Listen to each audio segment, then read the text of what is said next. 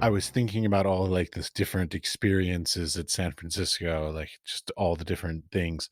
There's one time that stands out in my mind with you in particular, which was down at the studios, your studio on Chestnut, and you were Mhm. helping me with an artist statement. I remember that exchange very clearly, Okay, probably that's because interesting. you questioned me a lot and pushed me a lot, and I was just like, "I don't wanna be pushed in these ways. Don't tell me to do these things I don't wanna do." Oh, that's funny. That's funny. I'm still doing that with people, so Right. So, why don't we just jump into yeah. this, and then, part of Okay. the process will be everything else. So, could you please pronounce your name correctly for me? Amanda Marchand. And you and I know each other because we went to grad school together, but even Mhm. still, I don't necessarily know that I know a lot about you per se.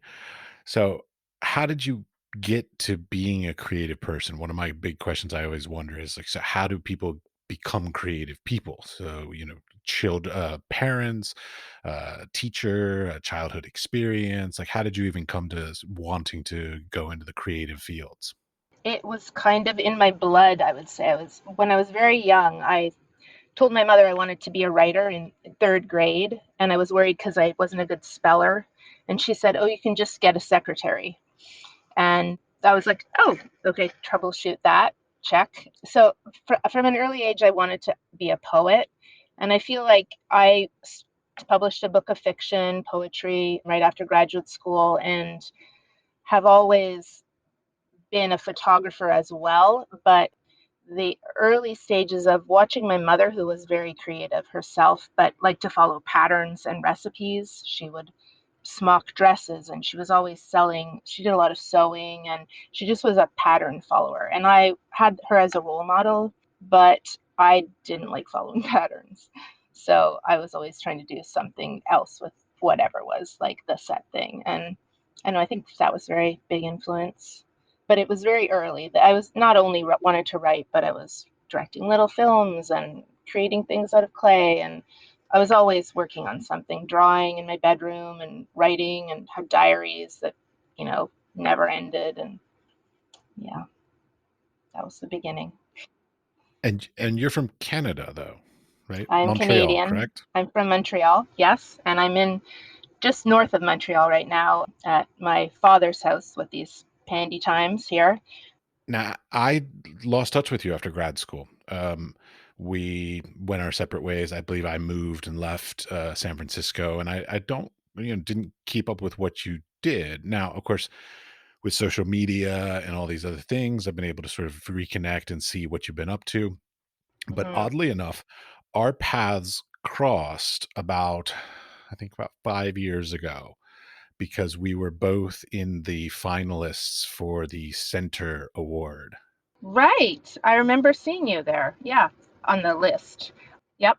That's great. Congratulations. Yeah, yeah, I didn't win anything. You went on to get some place in that, and I didn't, but it's fine. Hmm.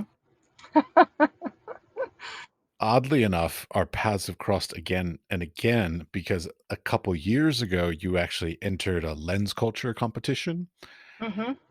and I do portfolio reviews for lens culture.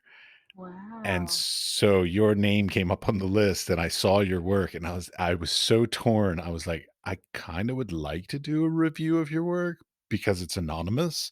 Yeah. But on the other hand, I was like, I don't think I know any better than you, so I have no right to give you any sort of feedback because you Right. used to also put me to shame with your writings and musings and everything. So I don't feel any place to give you constructive feedback at all.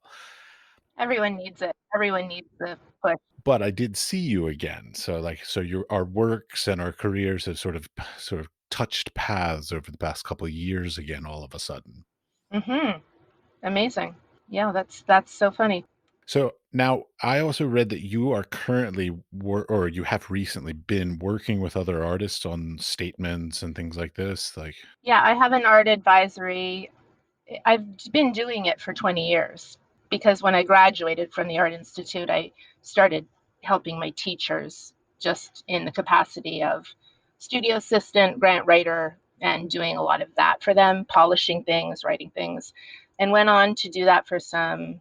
I wrote a Magnum grant, and I've done, different institutions and a lot of different individual artists just come forward with needing help.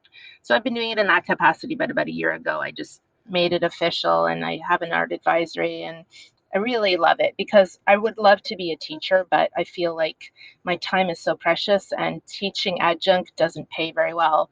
I live in New York City, and so just doing my own thing in my own time. I'm a parent too, so it allows me to structure my time efficiently and just really act as a teacher, coach, and it's a great experience to work with amazing artists who are almost there and need a little extra, more eyes on the work or need help with the writing where that's not their strength. It's not the strength of a lot of artists. So, many artists are dyslexic or, come to art because they don't have that affinity. So that's where I am able to really like make things shine a little bit more.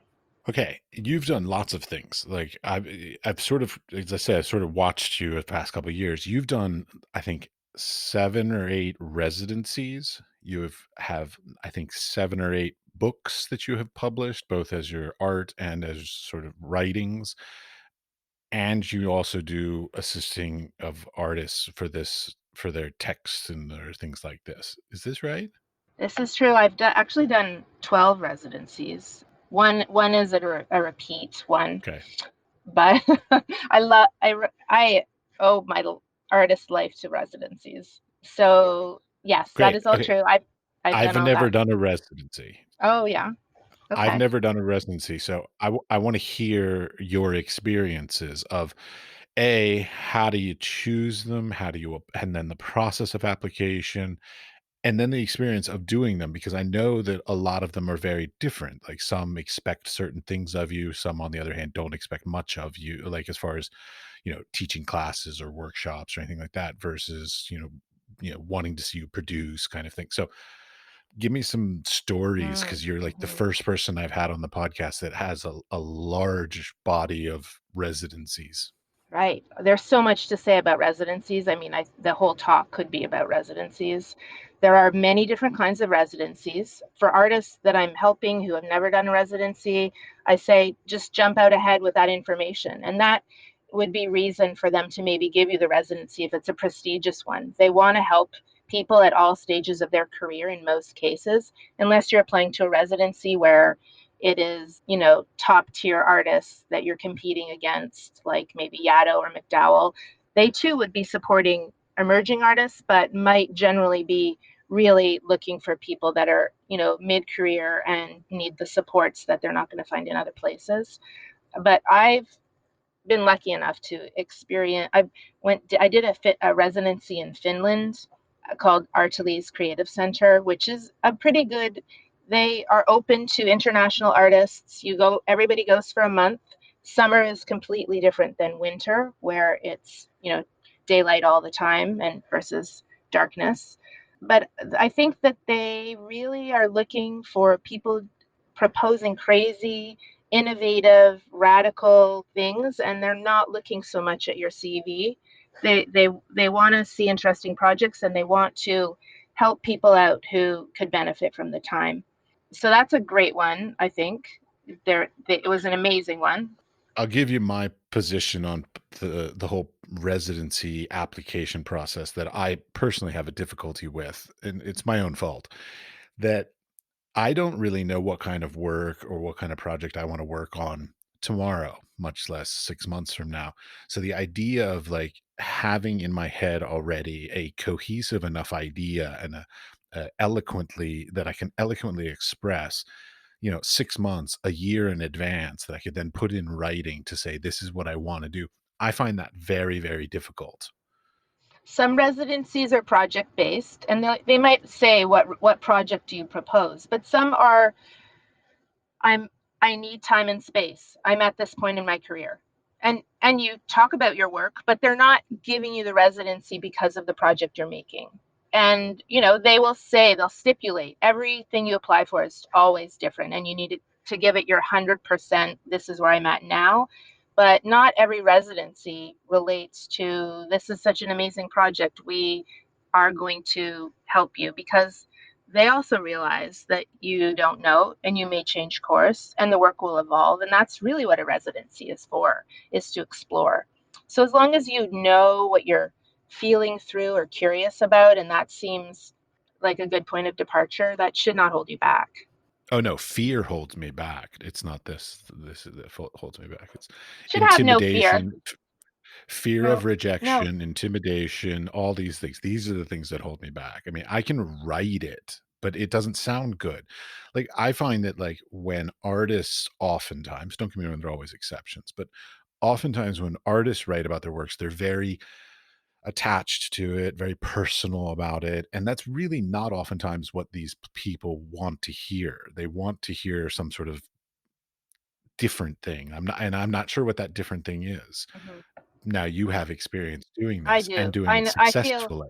right. I mean, if you've been a juror and a teacher, I've been listening to your podcasts, and they're really great. It's so many nuggets, little gold nuggets that people are offering, and very, great for the artist's life to just add to that arsenal. But I would say there are two things that are really important to put in any grant application or residency application, and they're the hardest questions to answer. But if you can answer those, you stand a good chance. And they're the questions: why me and why now? The first question, because to me it's like a series of step-by-step things for applying for grants or funding or any other kind of things. First, how do you even decide which one to apply for? Because the sheer volume of residencies and granting opportunities and all these things is really daunting and overwhelming these days. So first, how do you even choose the right one? But then once you get past that, like what are some tools to be able to write more eloquently about whatever you're proposing? To know where to apply, I would just ask your network. You've been an artist for a long time. You would ask someone like me, where do you think I should apply? And I would probably tell you what would be your easiest, bet, and maybe some others that you'd strive for. Maybe they'd be ones I've done, and you'd probably ask your network. So you might get different, picks from different people and choose among that. Or you could do research online, and the top 20 or 50 would come up, and you just start from there. You see what aligns. But it is something you do research on. And even if it's just asking your network. The second question: how do you get the residency? I think it really comes down to the two questions: why me and why now? And if you can answer those two questions in an application, why this work? Why me and not this other person whose work is also amazing? Why? And it might be, I've never done a residency, never done a residency, and they might think, well, let's give this person a chance. Their work is strong. They've never done a residency. These other five people have done many residencies.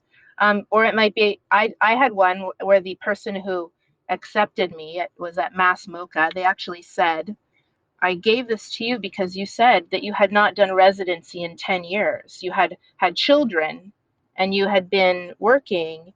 And I thought, wow, how great would it be for you to get this residency now? You had done two big ones before and then nothing for 10 years. And we gave it to you partly because of, your application was strong, but this really moved me. So that is answers the question, why me? And for you, you'd have to figure out what is your specific situation that would be a proclivity for you. Why you? And then the other question is, why now? What's going on in the world right now? What's going on with the work you're making right now? What's going on with you right now that right now is really critical? You need this. Maybe you just lost a parent and you're grieving, and this, you need to work through the work.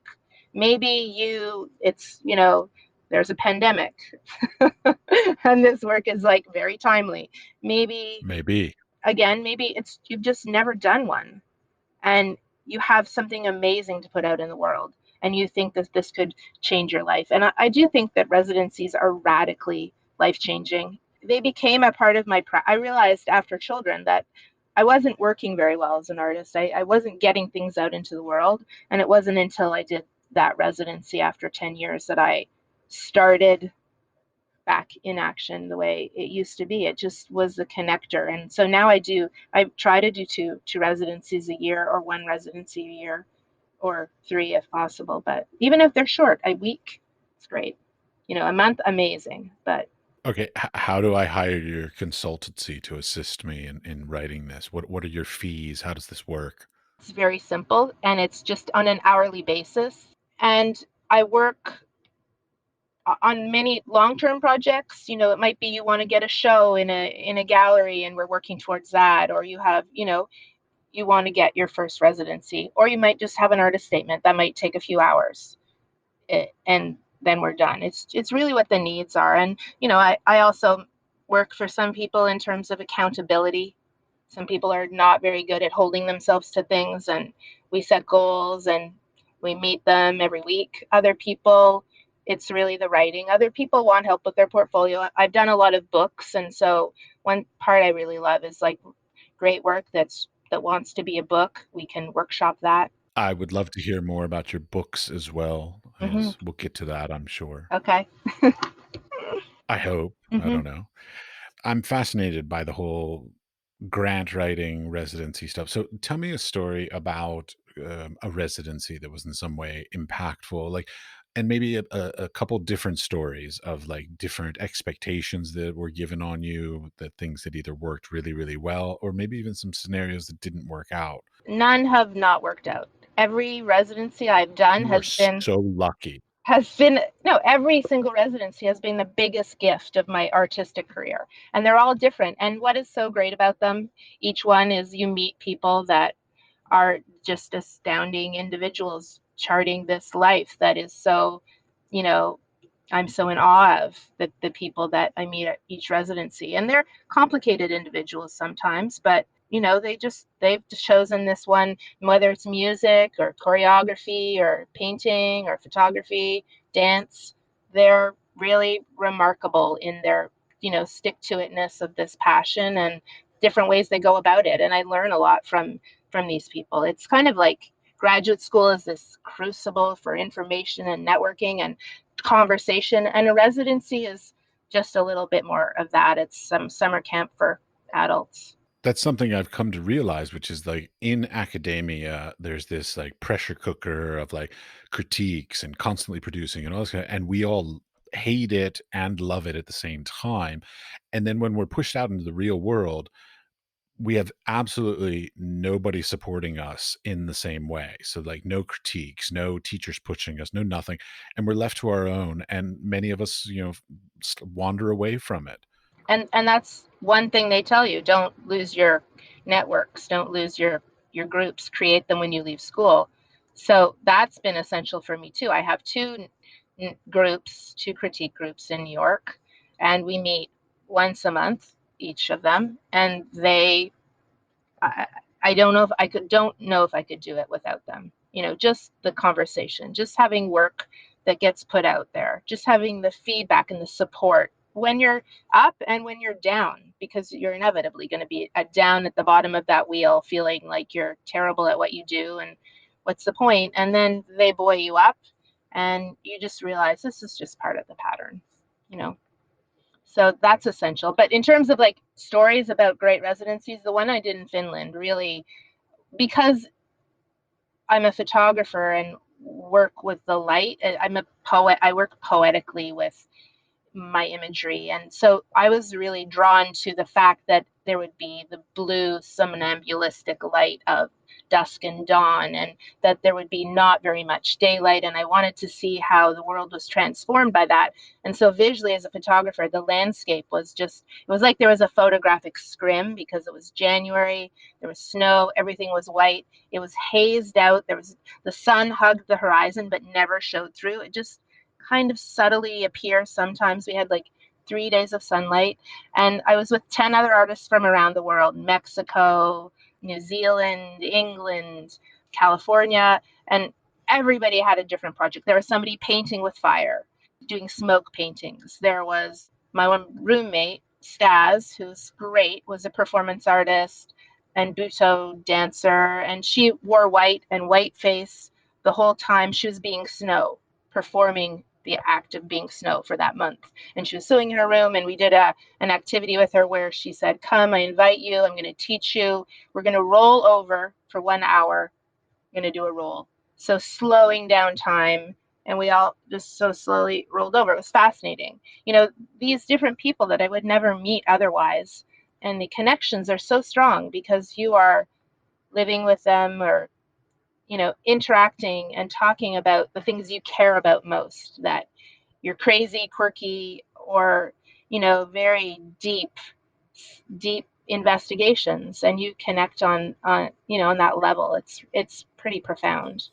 You've spoken about the networks and how important the network is. I made a lot of mistakes in my career, but one of them is that I am really bad with nurturing and growing networks. I'm great with meeting people. Like I can go out and I'm very social in that way, but it's the building and the nurturing and the growing of a network that I feel like is oftentimes the most difficult for artists, because we get very selfish and introverted and whatever else, and we don't do a good job at that. I think it's simply having an intention. I need this. I want this. This is missing from my life. And you create it. You invite people to a forum or something that meets virtually or in real space. And you just set out to do it with people that you admire. And then you begin sharing. And it's very simple. You can start with 3 people, 5 people, and you just sort of commit. Yeah, that scares the hell out of me even saying that. So yes, okay. Yeah, Why? I Why? believe you. Oh, grown into a whole series of fear of failure, fear of rejection kind of issues over the course of my career. And it's all, I'm sure, personal, possibly even back to my parents, but I'm not going to blame them. So, Well, I you know, I have also experienced much failure and rejection, probably as much as you. And in a way, it's freeing. It's freeing. If you're rejected, you're free to do what you want. That's what I found. You turn it around. You don't let it stop you, because then you are stopping you, not the rejection. You stop you. it's true. And I mean, don't get me wrong. I'm sitting here acting like I have some pity party, but I'm not. I mean, I don't take rejection as a thing a barrier. I see, sooner or later, you get over it. But sometimes it takes longer, sometimes it takes shorter, sometimes it's easier, sometimes it's more psychologically difficult. But we all hit that wall and have those barriers at different times and in different ways in our careers. Yeah, I guess I've been doing it for so long, I just think, bring it on. Because the more rejection I experience, the closer I am to getting that one thing. So just bring them on. I'm applying, bring it on. Another rejection, I'm just closer. I just see it that way. And sometimes there's a sting, sometimes there's not a sting now. And sometimes I just feel, okay, you don't get it. Like, next one. It should not absorb any of your ego, because I think the best art is not about ego. So take the ego out of it. At least that's what I've learned. No, I totally get it. I'm just, Yep. it's just, it's just never easy, basically. No, it's not easy. It's not easy. Well, because I live in a household where my wife is an accountant, so like she just goes to her job, she does her job. If she does her job well, they continue to have her work. It's as easy as that. Whereas the creative industries are very different. Like you try and you fail, you try and you get rejection. Oh yeah, one thing I want to ask you about.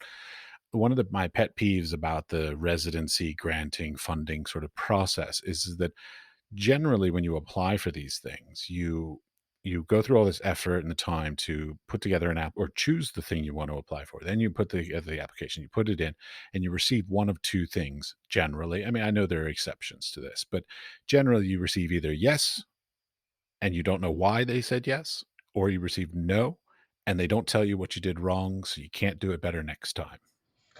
Right. I know. That's true. I'm thinking of the Canada Council. They do actually provide information if I'm, Canadian, so it's something a lot of Canadians apply to, and they will, if you write in and say, "Can you please let me know where I went wrong?" they will speak with you about it. So sometimes you can get that information.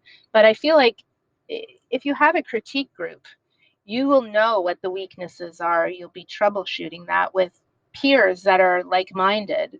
And a jury is not any different than your peer group, really. They're just people like us, they're yourself included, who are on these juries. Before you apply for these things, you should have your critique group letting you know what the weaknesses are in your body of work or what the strengths are so that you understand it and so that you're troubleshooting that with them. And then when you apply, you'll kind of know. You'll know why it didn't get it, or maybe you should have a feeling for whether it's in the running or not. And I think you get that mirrored back to you by the people in your networks, because the people in your networks are basically the jurors on these panels. They're real people. They're gauging the work. They understand, if you're a photographer like we are, photography and where it is in the world and all of that, you know, or if you're mixed media, they should. I mean, these should be the people that you have as your peer groups. You need them so badly. I Mhm. do. You are Mhm. correct because I've been traveling and changing locations. It's very difficult to maintain a peer group, but the idea of doing it virtually these days is sort of coming to a point where it's almost necessary. Yes. It's not ideal, but it's better than nothing. It's true. It's interesting. I mean, I hadn't really come across the idea of actively creating a network. I've for some reason I've always sort of passively just sort of expected that a network would somehow create itself. Like so, taking that initiative and actually trying to build it seems like a way to go forward for sure. Yeah, definitely. So let's move on to some books. I fascinated with your books. I mean, don't get me wrong, I'm still fascinated with it because I remember at San Francisco when you did your first photogram exhibition with the flowers that you put on the walls in the Diego Rivera Gallery, when I was the guy coordinating the gallery, and you put up these pieces with flowers that had been photogrammed, that you put them up with the intention, and you hadn't fixed the photographic paper with the intention that it would then fade over time so that you would literally never be able to see the same exhibition twice. You have such a good memory. That's exactly that project. It was called Still Life, and I've always been interested in what is a photograph, and I've always kind of just the medium is so malleable and plastic, and it can be a projection, it can be a piece of paper, it can be a sculpture, and it's kind of not definable. And so that question, what is a photograph, had started back then when I was playing around sewing on prints and thinking about the slippery surface of the print and how seduced we get by the image and where's the depth in meaning with photography. And so I had done exactly as you said. I had made, I think there were 50 or 60 photograms of plastic flowers. I was thinking a lot about still lives, about nature, and then the plastic flower, which is forever, but that they would be plastic flowers that faded. So I put them up on the gallery wall, a few every day. And if you happen to walk by it on your way into the copy room, you might see it perfectly, and then 5 minutes later, it might be very dark. And then at the end of the week, they all kind of had a trace shimmering where you could see where there remained something that had been on the paper, but it was hard to make out. And so they all disappeared or they were destroyed, except for two that were framed. So that it's interesting though, because I'm kind of doing that work again now, 20 years later, 18 years later, with this lumen printing, which is lumen printing is simply it's a most basic form of photography. You do it with children. You take black and white photo paper and you put it in the sunlight with a fern on it, and you make a print. And it turns all these amazing colors depending on what brand or type or finish of paper you have, purples and blues and browns and oranges. And so I've just been playing with that alphabet of color, thinking again about transience in life, because fascinated by our mortal planet and our mortal selves. And so the medium of the photograph, how does it translate this subject matter? And so this lumen work I've been doing is very, kind of replaying the same kind of replay your playbook in many different ways in life as an artist. So kind of back there again. So you've produced, I think it was 9 books that I've seen. So, like, how did you even get to did you publish self-publish? Did you approach a publisher? How did you even get, like, the first one? Because I know sort of once you get 1, it's sort of easier to get 2, 3, 4, 5, but it's that first one. Like, how did that process come about? Well, first I would say that I I really create work from a book. Like I get an idea for work through a book. It's presented to me as here's a book with this conceit or this format, and then the gallery wall sort of happens second for me. I've realized this more recently, but that was pretty much the way it always was after graduate school. And so the I did this series of work when I was at the Headland Center for the Arts right after graduate school called 415-514, the two area codes, California and Quebec, the two places I was traveling between and living. And they were very minimal works that were paired with the conceit of the opposing pages of the book form. So they were diptychs. And then Edition One Studios printed a edition of 100. You could call it a book or portfolio. They did this for 20 artists that were represented by different people and were showing their work at Cavallo Point, which was kind of it's over the Golden Gate Bridge. It's a beautiful hotel where they were trying to have this curatorial art system be part of the guests would come in and there'd be changing work on the walls, and so these books were a part of that new way of exhibiting. So that was, I guess you could call that my first book, but I think I just didn't really think so much about the publisher. I think I just started off thinking I need to make a body of work to understand what it is as a book, and then things follow through with that. So I did this work called Night Garden, where I photographed over one summer, late at night after my children were in bed, the summer Canadian garden, which is only 2 months long.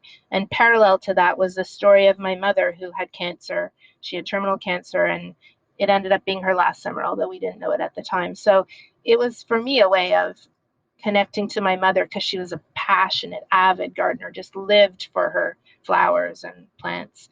And through that, I didn't know it would be a book, but in order to understand it when I was finished with the work, I, you know, didn't make that work for a year, but then I just sat down and I laid it out as a book and then was happy with it. And Linda Connor, who you remember from the San Francisco Art Institute, who was a teacher, mentor, has been, continued to be a good friend of mine.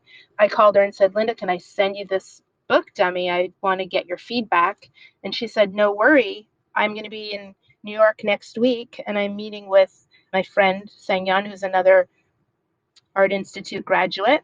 And Sang-Yeon Ju happened to be the publisher of Dats Press, who I've now done 2 books with.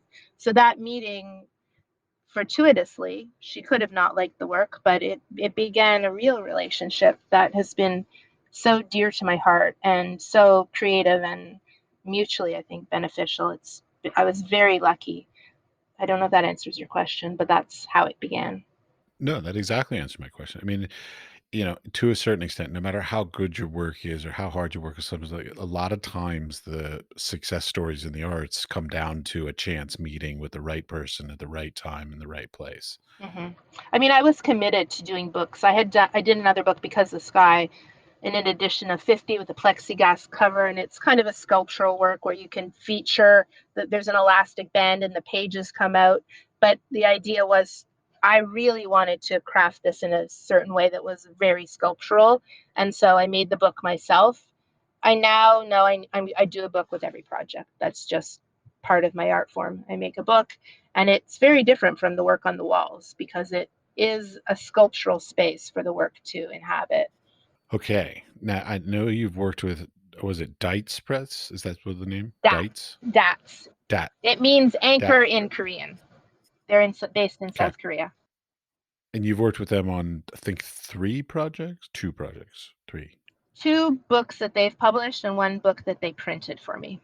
How is it working? So, like, do you have to put money forward to make a print running? Is the publisher doing this? Like, I have no experience with publishing houses in the past 25 years. So, give me some insight on the sort of the process, literal sort of Okay. tangible, technical process of like step by step of how a book gets produced these days. Sure. If you are lucky enough to meet Sang-yeon and she likes your work, they would offer to publish your work. They did 10 last year. So I know she's meeting people at portfolio reviews and, maybe some things are coming across her desk through, reference but she does travel around and does do the portfolio reviews. And I think she does get some of her artists that way. But once that happens, they publish the book and they pay for it themselves. They don't ask the artist to put up any money at the moment. I've been saying you should ask your artists for a little bit of money because they don't make very much money off their books. They produce such gorgeous, gorgeous copies, and they travel the book fairs and they bring their staff and they do promotion. And I mean, what they do is almost closer to what a gallery does. They have a museum also in South Korea where they will feature the work. They'll put a show of the work up. It's an amazing place. I did a residency there this past summer when my book was being published, my last book. But you would have the option of doing offset press or digital printing, and the costs of those are different, and the edition number would be different because offset, you'd probably do an edition of 300 versus 100. Although I think there's a lot, the photo book club is very small, unique, group of book lovers, and even an edition of 100 is very special, and you'll find collectors that love collecting small editions. And then you don't usually work on site with them, but I was lucky enough this past summer to be there with them at the press and go through all of those stages, which was fascinating. I worked with a designer on my book. We met every day. The book kind of evolved into something different. He had a typology background. So just even conversations about what does this kind of type suggest? Is it old fashioned? Does it represent what you're trying to do? Talking about concept and how to relate the concept of time.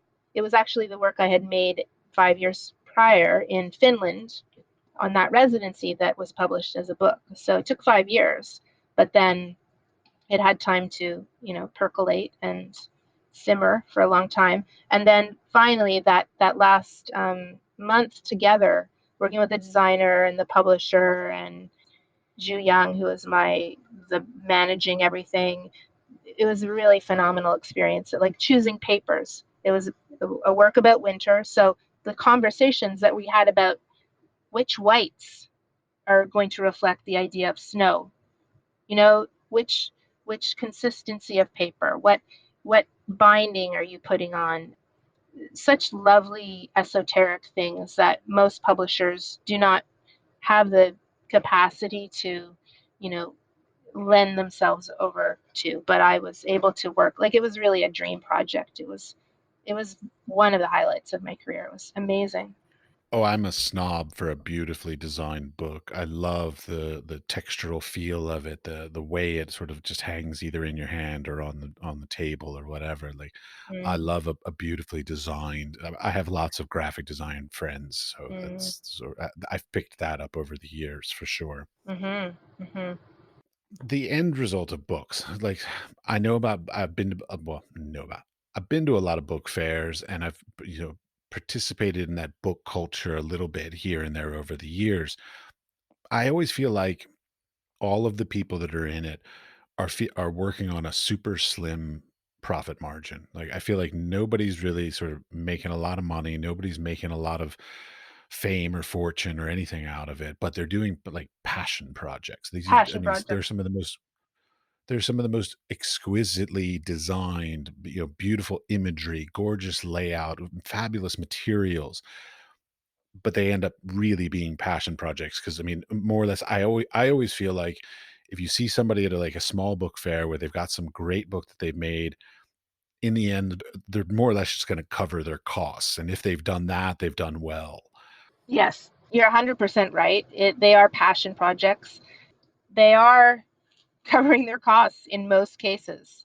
There might be a little profit margin. I think one way, I think they try to figure out ways to make more income, and one might be the special edition.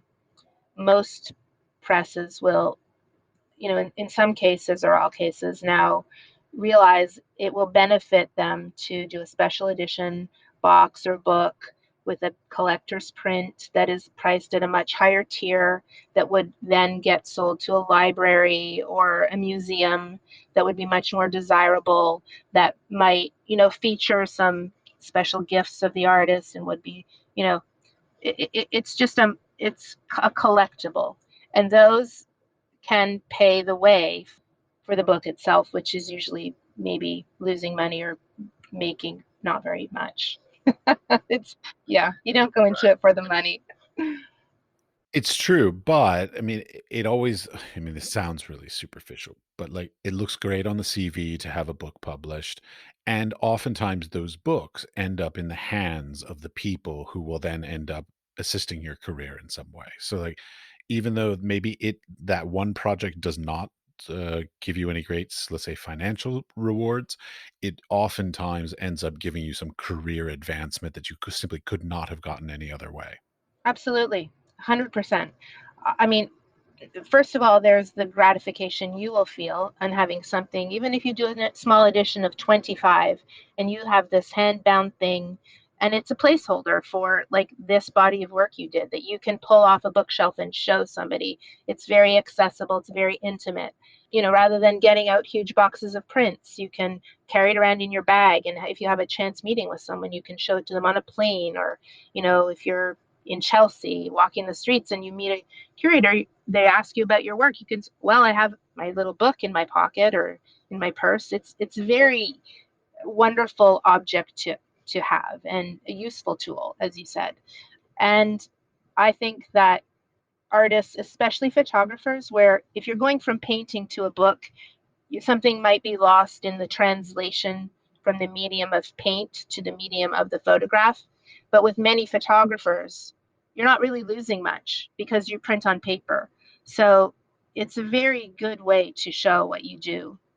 Traditionally, photographers work in series. Like, that is sort of the iconic sort of background of photography. Like, you work in a series, you make a body of work, all these big words about large things. Other people, who work in other mediums, so sculptors, painters, printmakers, they often don't have to work in series. So, is that still true these days with social media and websites and all this? Like, do we as photographers, I ask this partly because I do these lens culture reviews as well. Like, do we need to be working in a series anymore? Is that still a important thing for photographers? It's not really a question I ask. I don't think it's necessary. I think you need to do whatever you need to do for your work. And it depends what your work is. You know, maybe one image says it all, and then you move on to the next thing. Maybe you do that over 10 years and you call that a series. I think it's a little bit of semantics. Oh, it's absolutely semantics. It's not just a little bit. It's totally semantic. Yeah, I think if you're worrying or thinking about series, you should be thinking about why a series, and what is this work I'm making, and what am I trying to communicate, and how does the series help translate this passion or curiosity or investigation, rather than is everyone working in series and do we need to work in a series? Don't get me wrong. The reason why I ask is because through lens culture, you can submit two different ways, either single images or series of images. Mm, And so, like, every day I'm looking at either what people define as a series of images that may or may not fit that bill, and then a group of images that they call their single shots, basically a single image that they believe is simply strong by itself, which oftentimes end up actually looking more like a series than what people call series. So it's mm, it's that sort of balance of, like, is it really necessary to define a set of works as a series or a body of work these days? right. I think you work on a project, and the bigger questions are like, when is it finished? Am I finished this project? you know, some photographers go out in the world and they shoot, and maybe that's a series, but maybe they don't define it as a series, but that is their work has a certain look. I mean, I know some photographers that aren't really working on series, but they have a very constant look. They're the way they photograph, maybe they're using flash or something and they're photographing the streets, and so you wouldn't define that as a series, but they're just working. I use the project because I conceptually I'll get different ideas and things that suddenly I want to see or try and play with the medium of photography in a new way. So it's useful for me to say, well, this was a series and now here's something else. You got to remember the podcast is called The Wise Fool. So, like, some things I know and some things I'm stupid about. So, this is one of my stupid things. It's fine. Because I know your background and because of our personal experiences with this, I want to know your input on the contemporary change in the what I see as the necessary balance between strong images and strong text.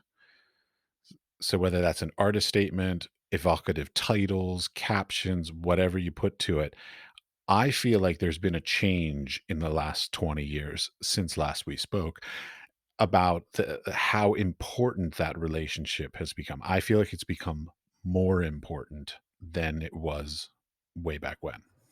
Interesting. So you're asking about how to use text to promote your work?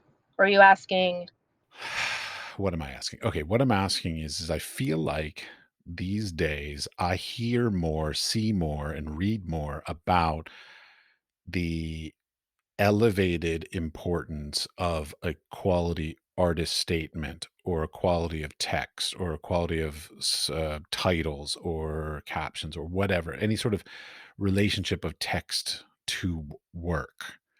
I feel like is more important now than it was 20, 30 years ago.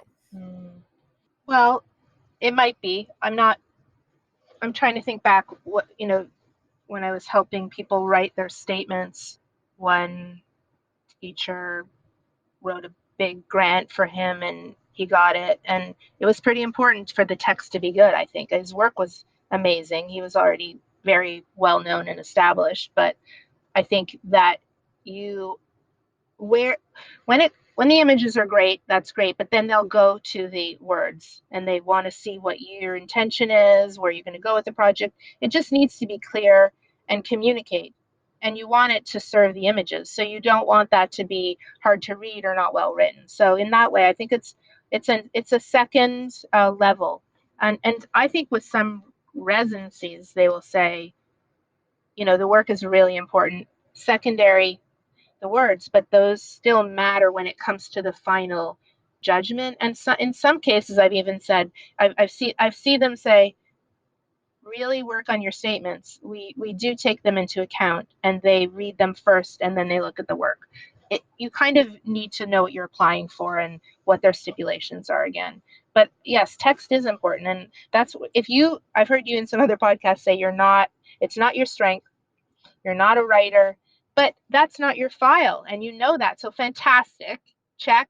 Somebody else help me with this statement immediately. This is something we do, many people do. Why not get a little a second pair of eyes, a little help, or actually, somebody who's good at that. You're good at the art side, somebody's good at the writing, get them to help you, and then you use that one crafted thing to apply to many things. And when you've changed the work, then you get that person again. I don't know. It just seems like an easy fix. Okay. Well, within that, so like, let's say I'm gonna approach. Let's say I'm gonna come to you, and I want your help to hire you to assist me in polishing and completing my thing. But I still need to do the foundation work. I still need to write sort of a starting point on it. What are some elements that you see, considering you are a professional at this, of a strong start for an artist statement? What are some things that should be included in them when we write our rough drafts even? Okay. No art speak.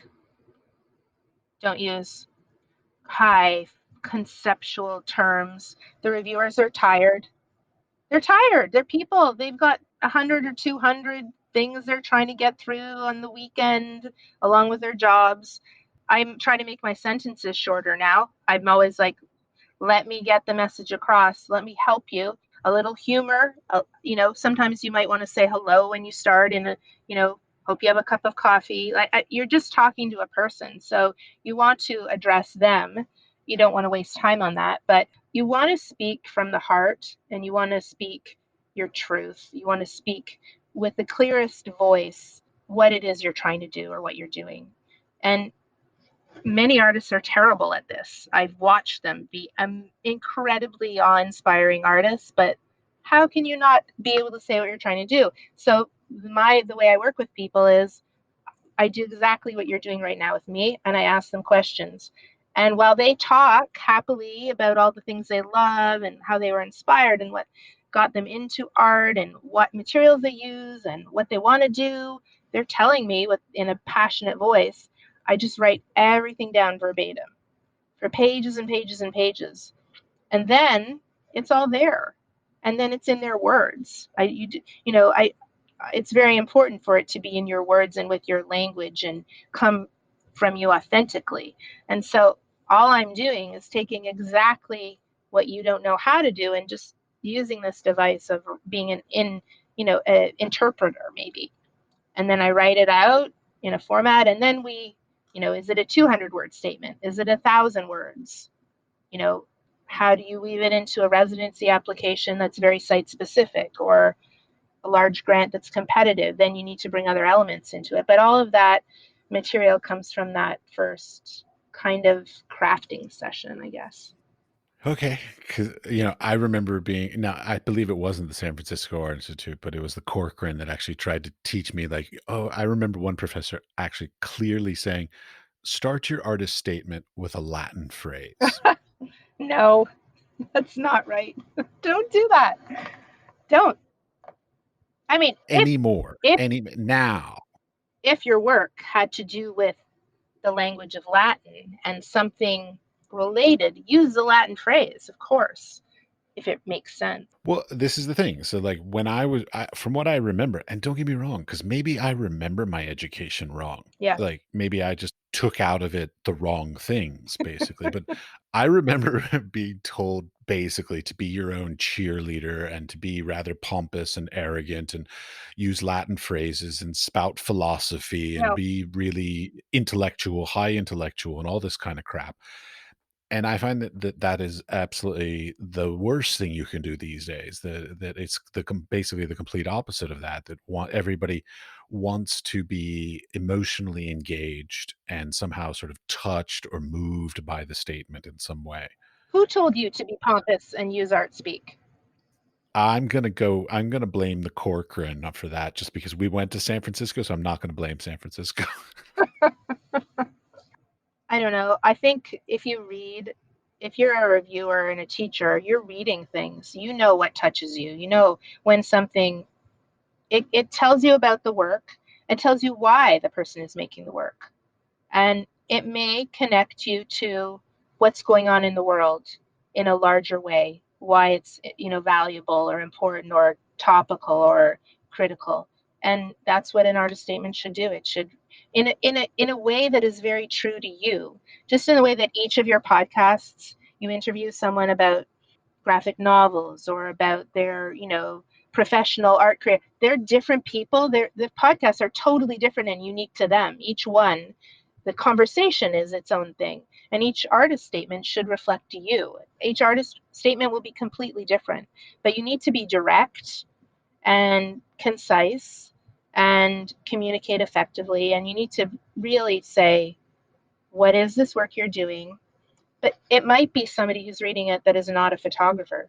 So you don't want to drop heavy photography terms, whatever those might be. I'm not sure, but you really want to break it down for a general audience so they can understand what you're doing, because we get involved in our processes over time and we think everything is very should be obvious to anyone, where most people, if I'm doing lumen prints, it is the most basic thing you could do in photography. If I bring it out in the sunlight, it will change color. But people won't really understand that unless it's explained what's happening and why you're using that material. You need to be able to do that in your statements. And I think yes, I think they are important today, because maybe they won't be used, but if they are used, it should be good. I've found that through teaching and doing the reviews and all this kind of stuff, like that basically a good artist statement will elevate the work. A bad artist statement can make what was good work not as good. So Exactly. like it's really hard because I mean there's an equal amount of pressure, like, so you have to make amazing work and make an amazing statement in order to just keep them at the level. Because like, your work could suddenly be perceived by a reader or a judge or a juror or whatever as simply not as strong because your text is not as strong. Completely. That's why, I mean, there are books that help you with this, or you might know some of these tricks that if you journal. Sometimes if I'm thinking in my head about work and I'm sort of telling myself a story about it, I realize that it's in this first person narrative that I won't be able to tap into later. So I grab a pen and it might be in the middle of the night even, jot it down. And the way you're thinking about it is exactly right. It's very true. It's not like you're not trying to create a container around it. It's just coming through you the way that if you were writing a poem or something, it would come through you. And so it's good in those moments to have a notebook, to be journaling, to write about the work at different points. And then you go back when you have to write your artist statement and you look, and a lot of it will be there. If you don't have somebody helping you, you can do that for yourself. You just interview yourself. That sounds funny. But okay, the you brought up earlier this thing about, like, sort of why you make work, and, that's one of my biggest ones. I'm constantly saying this to people, basically, the questioning of why.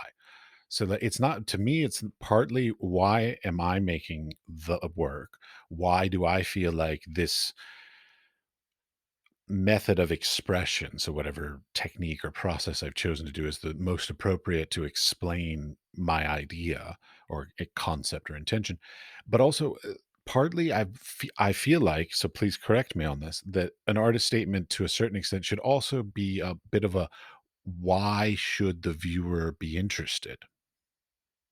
So to me, it's a bit more of a dialogue instead of just a, this is what I do, I'm sort of pushing this on you.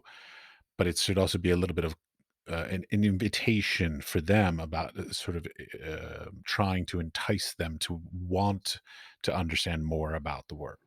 Exactly. It might be something about your technique or what started the work for you. Why did you create this work that wouldn't be obvious in the work that they would understand, you know, oh, my mother's garden. Well, it's a garden, it's flowers, so it's night. But the backstory of there being an emotional component gives it a different meaning, a different read. So you need to realize what are the instigators that are deeper, richer, maybe an anecdote from childhood that brings the work to light in a different way. Anything that's where it can be very personal, maybe something humorous or I'm not thinking of anything specific, so maybe these examples are very good, but I think what you need to do is where does the work come from? If I'm asking you about the work, you would tell me, oh, this is why I'm doing this work. And that's what is not obvious in the work itself. That is interesting to everyone. Yeah, I feel like I could just keep asking you, like, more and more finite questions about this probably forever. So we'll just move on. Okay. Because, like, basically, I'm trying to ask you to write my portfolio thing for me. But on a side note, I was recently informed, to my dismay, because I did not know this, that there's a difference between there are three things that an artist should have generally, which is their CV, their statement, and a separate artist bio. That those are the three sort of standard things that we all should have. Now, I didn't know about the artist bio. So help me out. What should an artist bio be? Your bio is just your CV in words. It's really a story of your career.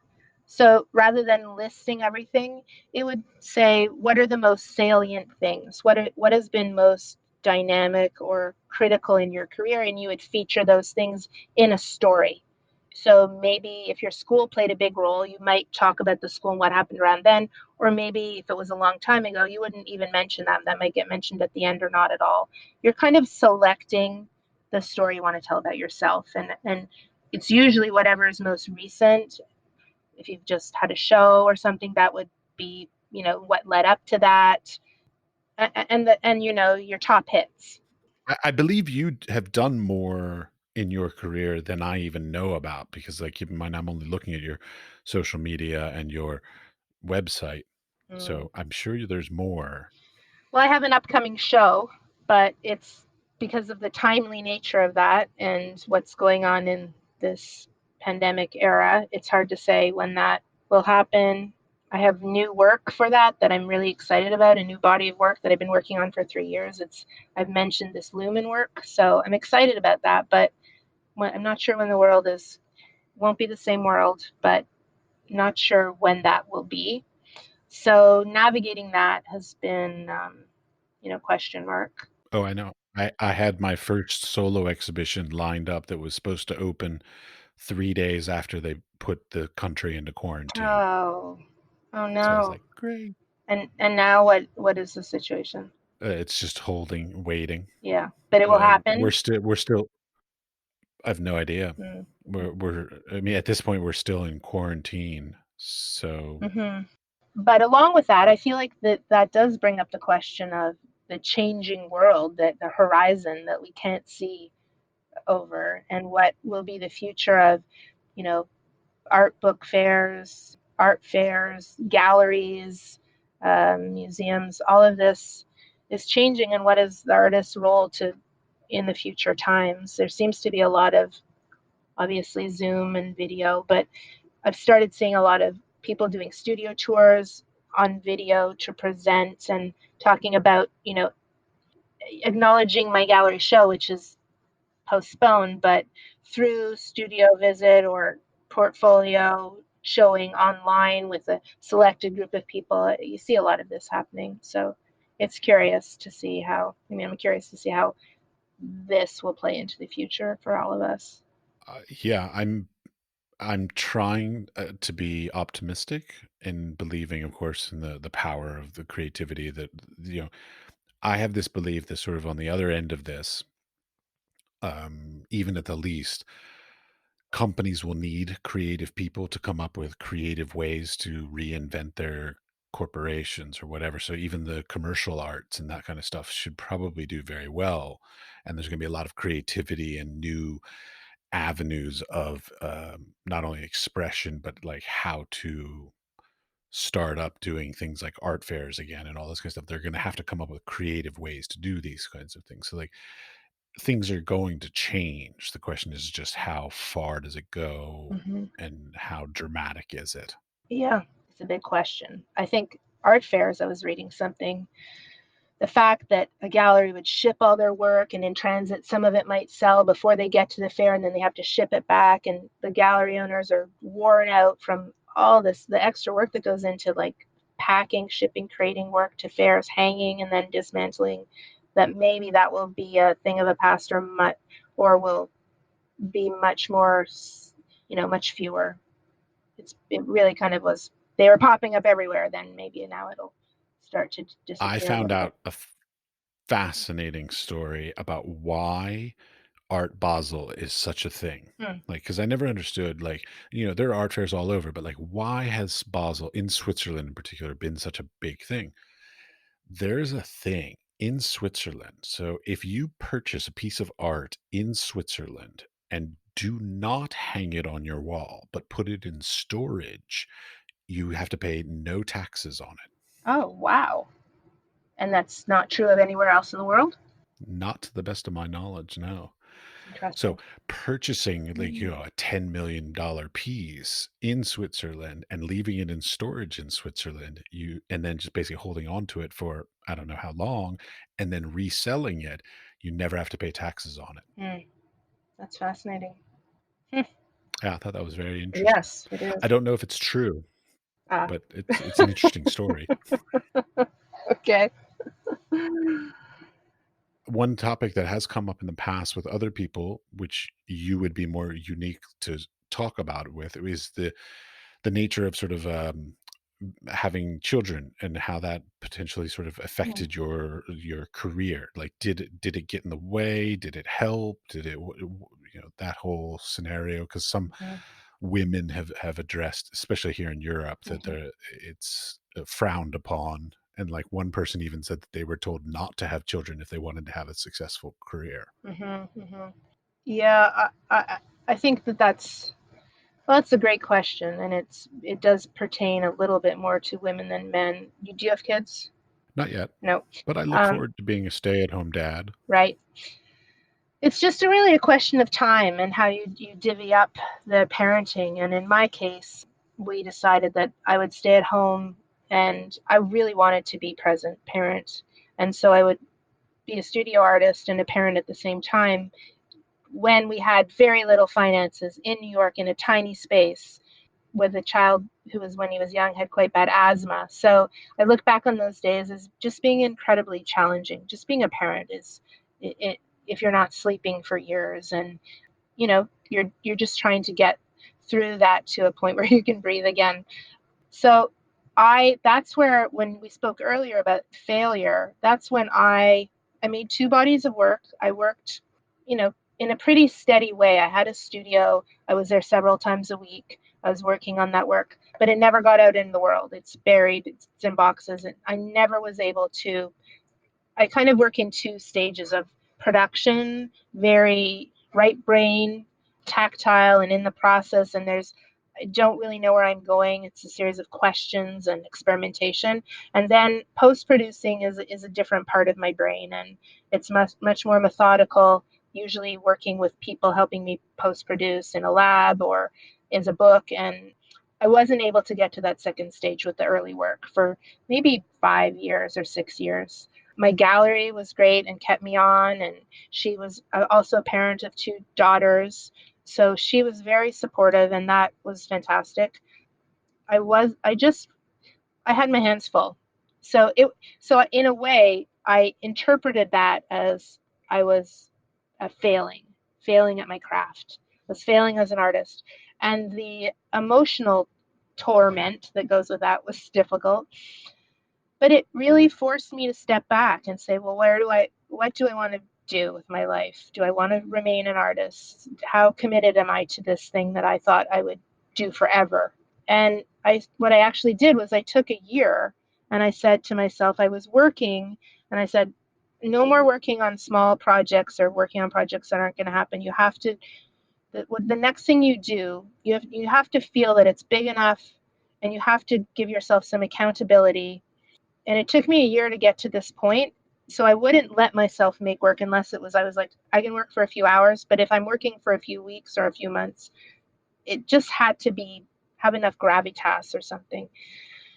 And then I read avidly every single book I could get about the craft of being an artist, about the business of being an artist, about how to shape, because you're an entrepreneur, really. It's a small business in a sense.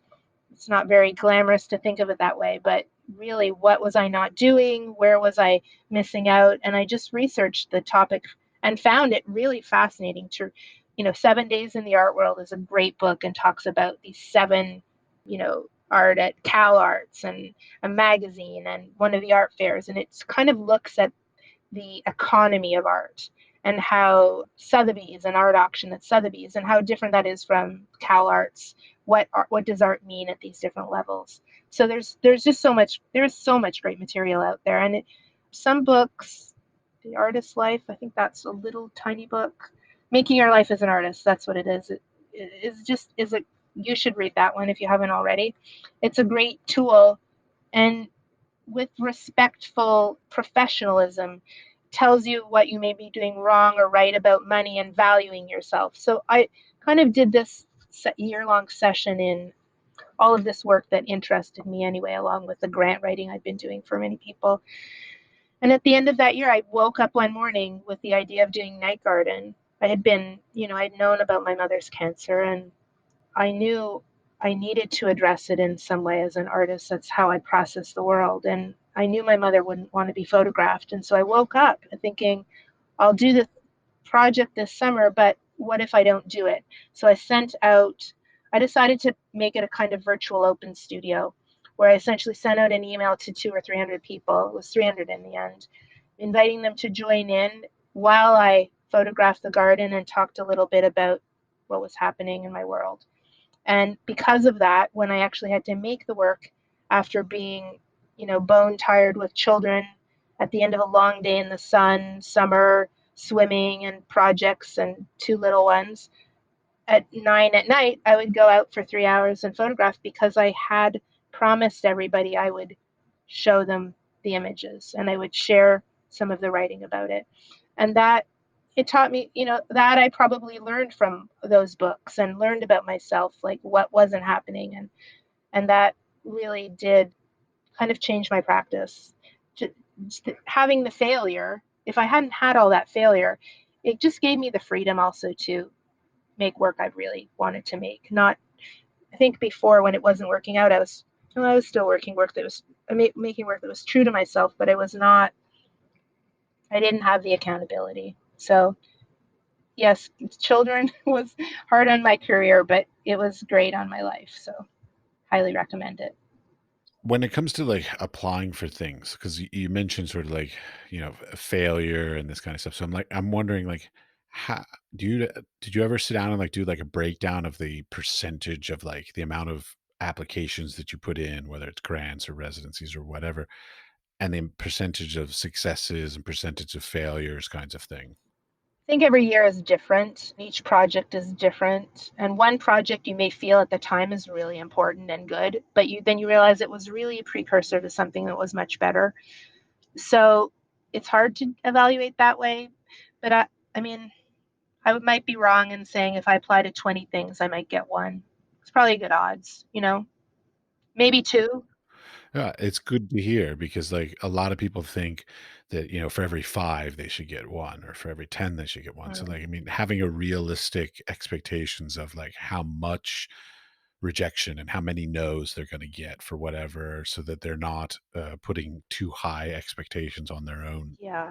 practice is a good way to go. Each juror is different. I mean, some people sometimes you get complete rejections and then one person you get an award and you're like, well, why was it rejected from everything else? It's just the work speaks to different people in different way and you never know who your jurors are. So you shouldn't really that's where you should not let yourself feel badly when you don't get the things you're applying for. It's really a numbers game. I find that I'm either one of 2 things, and I never know which. I'm either very far ahead of the Mm, curve, and so nobody really likes the work I'm producing at the exact moment, or I'm very far behind the curve, because generally people find my work about 5 years after I'm done with it. mm, So, like, I can be working on it and working on it, working on it. I could put it out into the world. Nobody will give a shit about it. But then 5 years after it's been put into the world, suddenly people appreciate it once I've already moved on to the next thing. right. Well, I guess it's better than dead, but It's true. tricky. Thank you for that positive note, but that's fine. Well, many artists' careers Yeah. are the art is discovered after. So, Well, okay. Yeah, that's an interesting question that I'm, I'm a optimistic realist, optimistic pessimist kind of thing. I fear slash wonder how let's say I never reach any amount of fame, or you in this case never reach any amount of like great fame.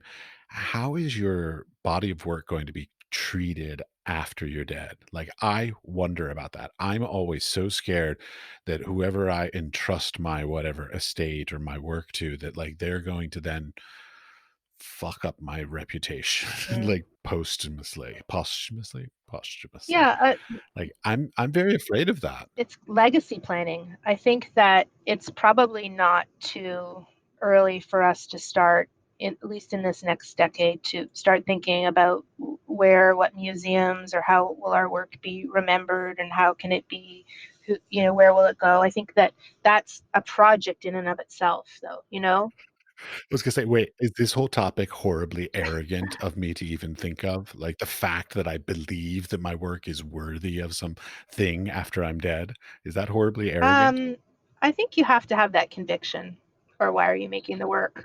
Some of us are going to be wrong and some are going to be right, but it's not for us to decide. So you just have to have the conviction that it matters. At least you start, it's not outward affirmation of the work that you're looking for, it's inward.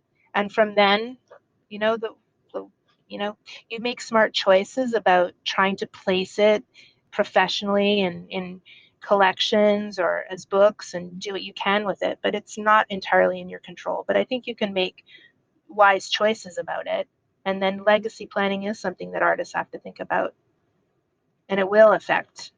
the work after you're gone to be cheery. I'd never even heard the term legacy planning, so I need to Google Mm-hmm. that. Okay. Any last little tidbits? Anything you want to flesh out or touch on that maybe we didn't, or finish up that we touched on that you didn't get to say enough about? It's been a great conversation. I guess I have a new book out that isn't going to the art fairs. It's called Nothing Will Ever Be the Same Again. It's printed and produced by Dats Press, my publisher in South Korea, and they're amazing. They have a virtual show up right now because things have been closed. I think it'll be up for several months. They're a great place to check out. They're always doing amazing things with artists, projects, and books. And shout out to my gallery, Traywick Contemporary in California. Which actually I was going to quickly ask. Wait, but let me go back one Okay. step. We're not done Okay. yet. How did you get a gallery? So Uh, what was the process of finding or the building that relationship? well, maybe being a bit naive about how that all worked when I was younger, I got very lucky. I was at the Headland Center for the Arts as a artist, and they would do these open houses every few months, and you talk to a million people going through. And she came through and liked the work, and then said, "Why don't you come on by?" So I went to her gallery and we chatted, and I'm actually, it's a funny story. It shows you really how naive I was. I went to the gallery without any work, thinking she just wanted to chat. And she said, "Well, did you bring your work? Is it in the car?" And I said, "The work, I just came to see the gallery, but I'm going to bring the work the next time we meet. I wanted to check everything." I played it off. I mean, or she knew completely that I was, you know, very unaware.